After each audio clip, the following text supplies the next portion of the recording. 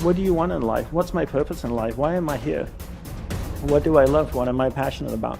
How many people can genuinely answer, this is my purpose in life? Very, very few people. Once you're clear with your purpose, you know what to concentrate on, and you know what to direct your finite amount of energy towards. If you're conditioned, it's because you have allowed yourself to become that. And if we conditioned ourselves to believe certain kinds of things, and one of the things that we kind of believe and hang on to and live with is this whole idea that all of the things that happened to me in my past are what are keeping me from doing what I'd like to do today. So we hang on to these things and we fill ourselves with blame. You have some options. Here you are exploring the variety of your environment and coming into alignment with who you really are, and then allowing all of that to flow through you too. So in every moment in time, you have the option of focusing in a way that increases and enhances your alignment and your joy, which causes you to resonate with everything you put into your vortex, or something else.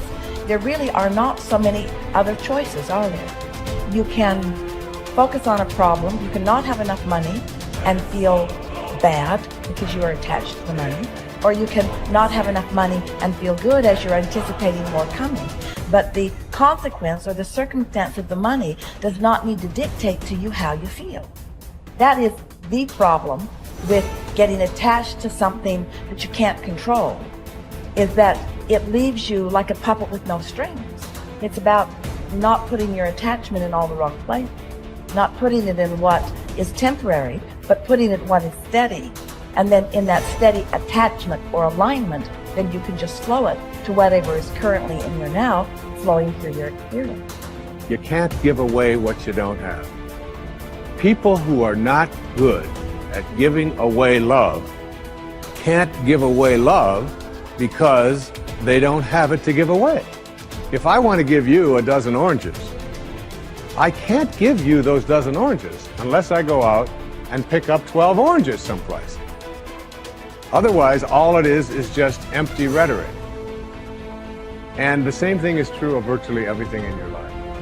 You can't give away love for others if you don't have love in here to give away.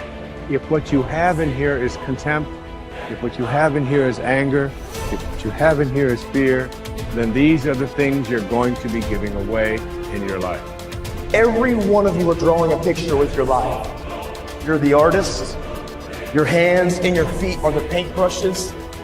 And the choices and decisions you're making right now are the paint strokes. You can paint whatever picture you want to paint. You can become whatever you want to become. But your choices and decisions that you're making right now matter. You got to have the grit and the tenacity to push forward and give it a little bit more than what you have right now. Don't wait for the perfect timing. The perfect timing is never going to come because there's no such thing as perfect. There's never going to be a day where you wake up and you're like, this is the perfect day for me to finally change. All the things have lined up. My inbox is completely clear. I have nothing to do today. There's no distractions. The kids are finally perfectly on their own. Oh my gosh, my husband or wife is finally perfect on their own. Everybody is healthy around me. Everything is just perfect. The day is sunny and bright. And oh my gosh, look at all this gold that just happened to appear in front of me. It's not going to happen like that. You need to say, okay, there is never going to be a perfect time, so you need to set a D-Day. Literally, a day in which you say, that's the day. And then you need to marshal all of your motivation, all of your ability to learn and develop skills as fast as you can before that day. But when that day comes, that's D-Day. That's the day that you go. That's the day that you quit. And that has to be a real date for you. And you mark it on the calendar. That's the day you quit the thing. That's the day you walk out. That's the day that you leave that situation that is not healthy or satisfying or good for you or your soul or the people around you. That you have to have that date. It has to be scheduled or you'll never do it. You'll just keep saying, oh, you know, one day things are gonna be, you know, the people who say one day, they end up at the end with a collection of days that were so far from perfect that they're in a state of misery now. They never landed in the land of their dreams because they were always marching in something that was miserable to them, right? At some point, The only way that life changes is that you change your course. And don't wait for a perfect day. So what's your date?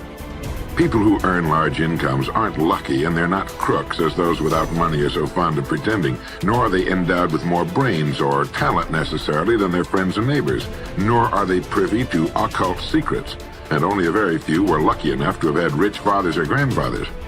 Most of the people earning the big incomes today started the same way you and I did, and most other people. The only difference between the men who earn big incomes and those who earn small incomes is that those earning big incomes decided to earn more. They're the people who made it their business to earn more. You see, people do what they make up their minds to do.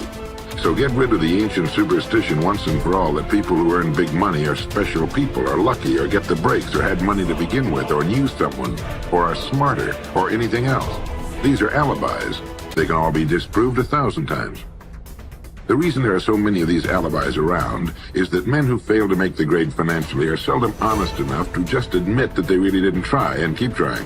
So in order to justify their failure, in order to remain seated, they dream up and pass along these old alibis. We're all self-made, but only the successful will admit it. The commitments we make to ourselves and to others, and our integrity to those commitments, is the essence and clearest manifestation of our proactivity. It is also the essence of our growth through our human endowments of self-awareness and consciousness. We become conscious of areas of weakness, areas for improvement, areas of talent that could be developed, areas that need to be changed or eliminated from our lives.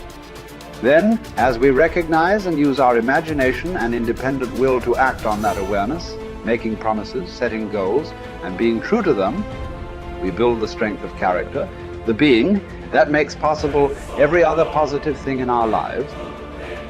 It is here that we find two ways to put ourselves in control of our lives immediately. We can make a promise and keep it, or we can set a goal and work to achieve it. As we make and keep commitments, even small commitments, we begin to establish an inner integrity that gives us the awareness of self-control and the courage and strength to accept more of the responsibility for our own lives. By making and keeping promises to ourselves and others, little by little, our honor becomes greater than our mood. The power to make and keep commitments to ourselves is the essence of developing the basic habits of effectiveness. Knowledge, skill, and desire are all within our control. We can work on any one to improve the balance of the three. As the area of intersection becomes larger, we more deeply internalize the principles upon which the habits are based and create the strength of character to move us in a balanced way toward increasing effectiveness in our lives. Get stronger. You can develop the muscle. You can develop the courage muscle. You can develop the inspiration muscle. You can develop the dedication muscle. You can get stronger. There isn't anybody here that can't get stronger. Next time we see you, may not even recognize you. How strong you're going to be able to become in language, in style, in personality, the ability to cope, the ability to handle with anything that happens, no matter what happens. And the third one is get better. We can all get better. I've gotten better. First talk I gave, I stood up, my mind sat back down. But here's the secret to my success. I stood up and did it again. Stood up and I did it again. And I did it again and I did it again all those many years ago. I did it when I was scared, and I did it when I didn't want to, and I did it when I was ill. And I did it when it didn't work well, and I did it when they didn't appreciate it, and I didn't a lot of times when I didn't know much what I was doing. I just did it anyway. And now all these years later, I'm asked to walk on this stage with the greatest introduction I've ever had, greatest response and welcome I've ever had, the greatest opportunity I've ever had to touch this many lives with a mixture of words and heart and soul. I got better. I got better day by day and week by week and month by month, and I'm asking you to do the same thing until you can develop a long arm and a long reach, until you can develop influence that won't quit. Touch people next year you couldn't touch this year. Touch people now you couldn't touch before. Conduct a meeting now you couldn't conduct before. Heart and soul now mixed in there that wasn't there, missing before. I'm asking all of you to get better in spite of the winters, in spite of the downturn, the money downturn, the social downturn, the personal downturn, whatever it is. Just get stronger. Get better. The key is not to wish for a better winter, key is to wish for more strength, more wisdom, more courage, get better, get wiser, get stronger.